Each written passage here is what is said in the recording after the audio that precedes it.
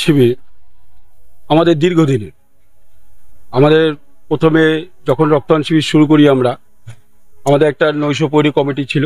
সেই নৈশপ্রহরী কমিটির পক্ষ থেকে এই রক্তদান শিবির, তারপর আমরা নাগরিক অর্থাৎ সূর্যসেননগর অধিবাসী বৃন্দের পক্ষ থেকেই আমাদের এই রক্তদান শিবিরটা আমরা সকলে মিলে সর্বস্তরের সূর্যসেননগরের মানুষ, সকল তরুণ প্রজন্ম, মহিলা বৃন্দ থেকে শুরু করে সবাই মিলে আমরা এই রক্তদান শিবিরটাকে সাফল্যমণ্ডিত করে তুলি।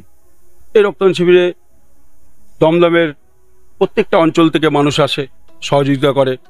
আমাদের মাননীয় শিক্ষামন্ত্রী অধ্যাপক ব্রাত্য বসু মহাশয় এবং মাননীয় সংসদ অধ্যাপক সৌগত রায় মহাশয় এই রক্তদান শিবিরকে সহযোগিতা করে থাকেন।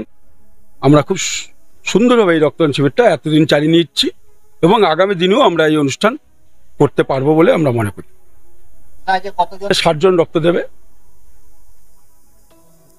আমি এই রক্তদান শিবিরের সাধারণ সম্পাদক।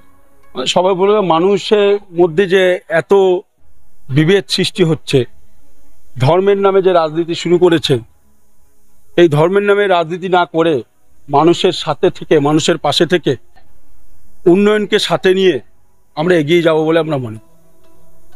এই প্রথা অব্যাহত আছে। আমরা বিগত 30 বছর ধরে সূর্যসেননগরের অধিবাসীবৃন্দর দ্বারা পরিচালিত, বিভিন্ন ব্যক্তির দ্বারা পরিচালিত রক্তদান শিবির এখানে করে আসছি।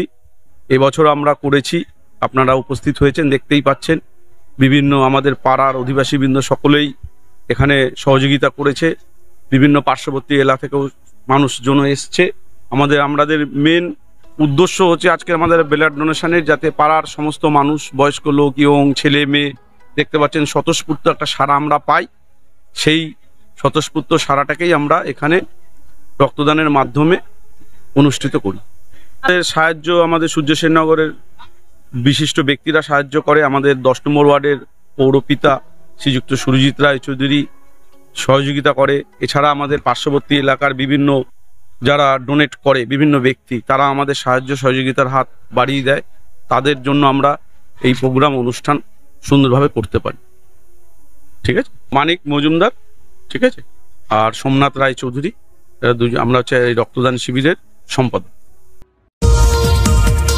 দেখতে থাকুন, সঙ্গে থাকুন বেঙ্গল নিউজ টিভি।